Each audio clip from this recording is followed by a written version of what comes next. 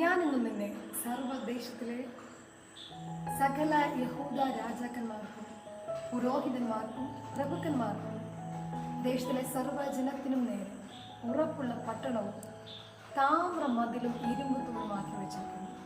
അവർ നിന്നോട് യുദ്ധം ചെയ്യിക്കയില്ലതാണ്.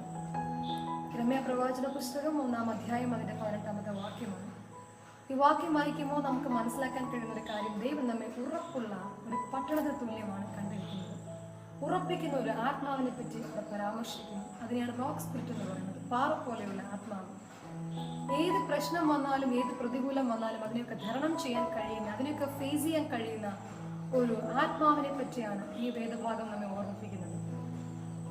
ഏത് പ്രശ്നങ്ങൾക്കും ഏത് പ്രതികൂലങ്ങൾക്കും നേരെ ഉറച്ചു നിൽക്കുവാൻ നമ്മെ ശക്തീകരിക്കുന്ന ഒരു ആത്മബലമാണ് റോക്ക് സ്പിരിറ്റ് അഥവാ പാറ പോലെയുള്ള ആത്മാവ്.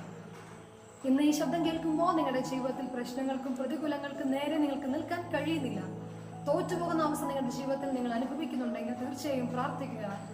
കർത്താവെ, റോക്ക് സ്പിരിറ്റ് പോലെ പാറ പോലെയുള്ള ആത്മാവിനെ അങ്ങേക്ക് നൽകണം. നമ്മെ ദൈവം ആക്കി വെച്ചിരിക്കുന്നത് ഉറപ്പുള്ളൊരു പട്ടണം എന്ന നിലയിലാണ്. ചിലർ പറയുന്നത് കേട്ടിട്ടില്ലേ, അത് പറഞ്ഞത് എനിക്ക് ലവലേശം ഏശിയില്ല, ഈ ചെവിയിൽ കൂടെ കേട്ട് മറ്റൊരു ചെവിയിലൂടെ വിട്ടു. നിങ്ങൾക്ക് അങ്ങനെ ചെയ്യുവാൻ കഴിയുന്നുണ്ടെങ്കിൽ നിങ്ങളുടെ ആത്മാവ് വളരെ ഉറപ്പുള്ളതാണ്. പ്രശ്നങ്ങൾക്കും പ്രതികൂലങ്ങൾക്കും ഇതേ നിങ്ങൾ ചായുന്നുണ്ടെങ്കിൽ തീർച്ചയായും ദൈവത്തോട് പ്രാർത്ഥിക്കുക, അങ്ങനെ ഉറപ്പുള്ളൊരു ആത്മാവിനെ പ്രാപിക്കുക. ഈ ദിവസങ്ങളിൽ മറക്കരുത്, ഇത് നമ്മുടെ ദിവസമാണ്. God bless you.